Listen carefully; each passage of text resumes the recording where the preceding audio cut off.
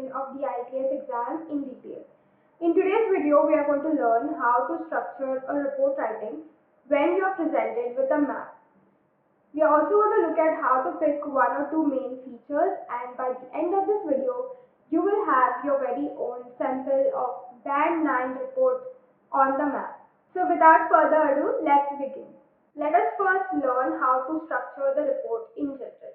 If you already have an idea of the same, you can directly skip to the example that we have taken for the day. As we know, in general, we are given about 20 minutes to write our report, and we should write a minimum of 150 words. Coming to the paragraph breakup, you need to have a minimum of 3 paragraphs, and these are the introduction, the overview, and the detailed paragraph.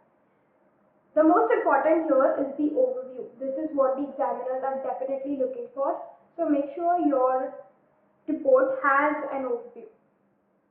Let us understand what we do for introduction. In the introduction, we basically paraphrase the question statement. So as the question is given to you, you need to write the same question but in your own words, right? So that is what paraphrasing means.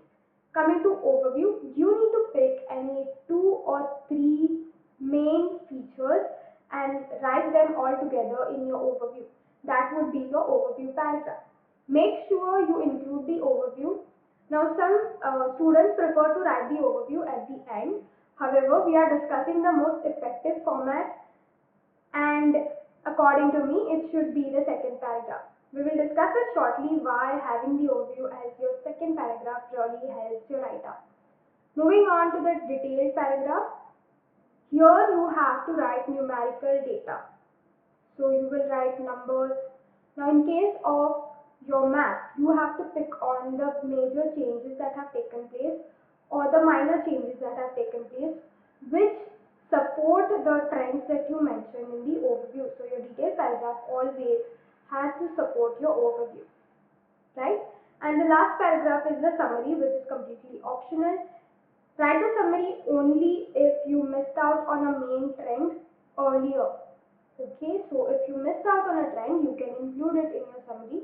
Otherwise, the summary is not required if you have already met your word limit, which is 150 words. Moving on, let's take the example for today, and here we have the example. This is how your question appears for your map or plan. Okay, so you should spend about 20 minutes on this task. The maps below show the village of Stokeford in 1930 and 2010. Summarize the information by selecting and reporting the main features and make comparisons where relevant. Write at least 150 words. So this is an example of what your map or plan might look like. The question always comes this way. You are given the same map, right? But the timing differs.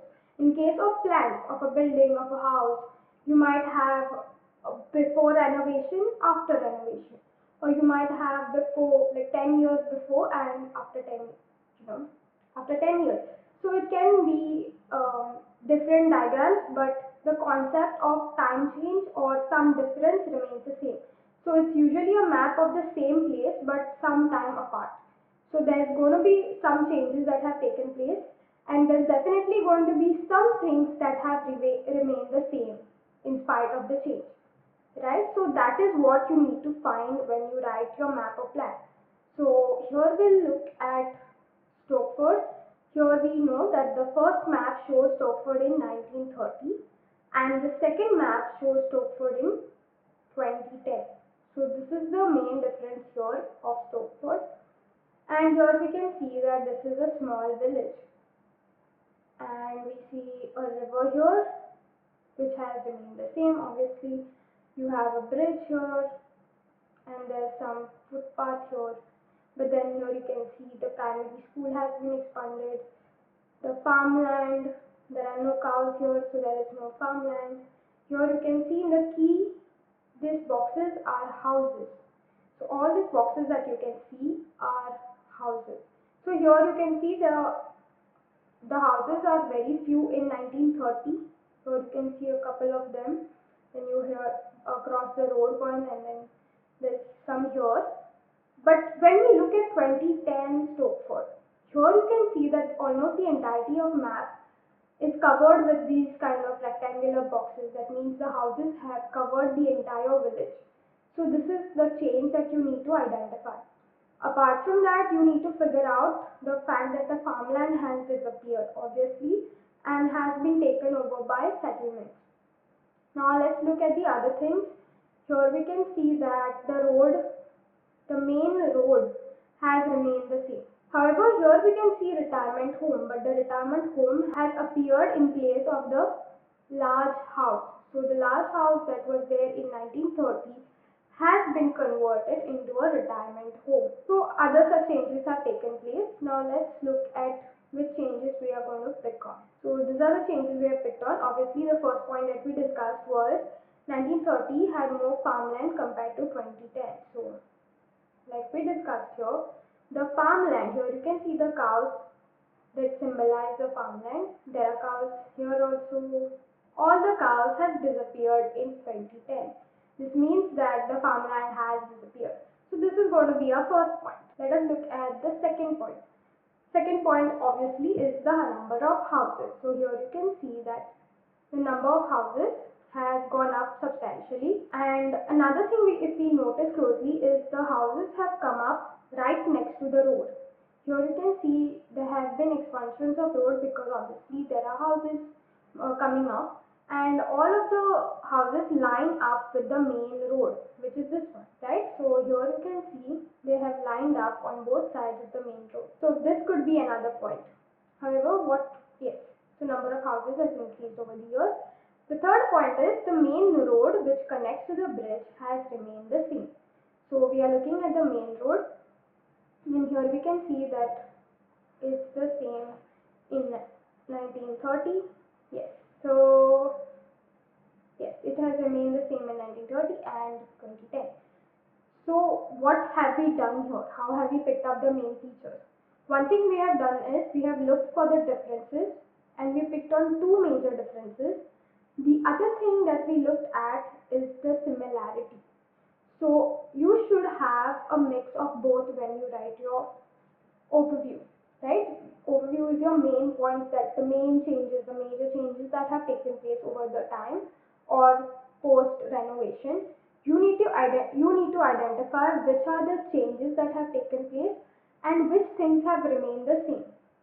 So here we have picked up 2 points that have changed over the years and one point where the main road has remained the same over the years.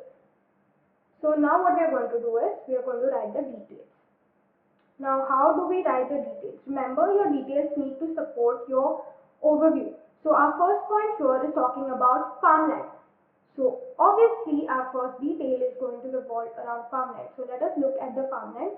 Here you can see there's farmland in this area, that is between the river Stoke and the main road. So, this is a farmland area. And then you have some more farmland area here, which obviously has disappeared later on. So what we are going to do is we are going to mention this part. Farmland between the river and road has been converted to housing, and farmland in the northeast corner. Northeast corner. I'm stressing on this because you need to use cardinal directions when you're writing your map or plan, especially in case of the maps. In case of the plan, you are going to refer to plan is for the building or house, right? So in that case, you are going to say next to, above, below, such things, right? So coming here, the northeast corner, housing and school extension has happened. So let us look at the map here, and you can see this school and this school. So you had the primary school, it has slowly expanded here. Okay, and here you can see that the houses have taken over the farmland in this particular area. So these are going to be our main points. And these are the two details with respect to farmland that we have taken. Now, if you notice closely, you will see that, okay, these points are covering both our points for this and this, right? So first was farmland and second was housing. In this case, in case of the details, we can merge both these points and give the details. So we can talk about the farmland also and we can talk about the housing also, because housing settlements have replaced the farmland. So now we are almost done with the details. So what are we going to do next? We are going to start talking about what are the other changes. And this is the reason why I believe that writing the overview first helps us, because there are plenty of details when it comes to your map or any kind of infographic. There are a lot of details and you can pick on any number of details you want. So in case you feel that I'm not going to be meeting my 150 word limit, then you can easily increase the details, which is your last paragraph, right? So it becomes easy when you have details at the end. Moving on, now let us start writing our report. And first of all, we have the introduction. For the introduction, simply you have to paraphrase the question statement. That is all you're going to do. You're going to look at the question statement and you're going to write it in your own words. That is all. The question that we have is, the maps below show the village of Stokeford in 1930 and 2010. So this is our entire question. Now we are going to put the same information but in our own words. So we have the twin maps of Stokeford. Compare the area in 1930 and 2010 respectively, depicting the transformation the town has undergone in 80 years. So what we have done is, we have come up with a point right from this. Okay, so we have paraphrased this small point of the difference between the two, and we found that okay, there's a difference of 80 years. So we have written that down. So this is what you're going to do. You're going to just write it in your own words, and if you want, you can extend into another point, or you can write a longer sentence. Try to write a longer sentence because it will look more balanced and it will also give a superior feel to your writing. Now let us write the overview paragraph, and it's quite simple. We already have the points here. First point is that 1930 had more farmland compared to 2010. Our second point is the number of houses has increased over the years. And our third point is that the main road which connects to the bridge has remained the same. So we start now. At first glance, make sure you use words like this. Use discourse markers such as this, because this makes your writing sound more sophisticated. So first we have, at first glance, it is quite clear that initially Stokeford was an agricultural location with the majority of its area being farmland. So here we have written our very first point of the overview. By 2010, this village had experienced a rapid housing development wherein all the farmland had been converted to settlement zones. And this covers our second point. Now let us look at the detailed paragraph and how to write the same. So first we have these points that we have already taken down. One is obviously the farmland between the river and the road. The second is farmland in the northeast corner, which has been converted into housing and extension of the school. Now we are going to pick on a few more details, and here we have the map here. So let's check out the details. Here we can see that the shops. Let us check the shops here. Here you can see that the shops have disappeared and houses have again taken its place. However, the post office has remained the same. So this could be a point. Now coming to the gardens. The gardens again have disappeared and the large house has been converted into a retirement home. So these are all the changes that have taken place. So these are the points that we have. So let's start writing the detailed paragraph. And first we have this part, right? So situated along the river Stoke. Stokeford is a village whose main road is almost parallel to the river until it ends in a bridge across the river, something that has remained the same over the years. Now we are starting, as you can see from the previous point that we skipped. The reason I skipped that point over there, like I said before, was because it seemed too long of an overview. Try to keep your overview to around 3 to 4 lines, don't exceed that. Now, so that point which I see, which was obviously important, I have included it in the detailed paragraph. Next, in 1930, the area between the river and the road consisted of farmland, but now it is covered with numerous houses that were absent previously. So here you can see we are making points, or we are bringing in details that will definitely support our overview. In a similar fashion, the farmland present in 1930 in the northeast corner has been converted to a housing area and enabled the expansion of the primary school. So here we can see we have put a lot of details in one sentence, right? We are talking about the farmland in the northeast corner, and we are also talking about what it got converted into. It got converted into a housing area and also enabled the expansion of the primary school. Next, although the post office has remained the same, now we are coming to the post office and the shops that were there.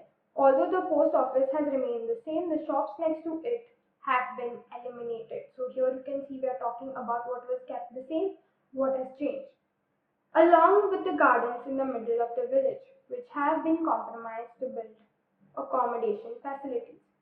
So here you can see we have covered almost all of the points that we set out to cover, and all of these points support the overview or the points that we mentioned in the overview. Right? So this is the complete detailed paragraph. Now we have completed the report, and as promised, here is your complete band 9 sample of a report on the map. This is exactly what you're supposed to do. You're supposed to, let's revise what we learned. You're supposed to look for changes that have taken place. Number one, the major changes that you can identify if there are any. Then you will look at what are the overall things that have remained the same. What are the things that have remained the same in spite of the change? So these are the things that you need to include. Apart from that, you will look for details that support these 2 points.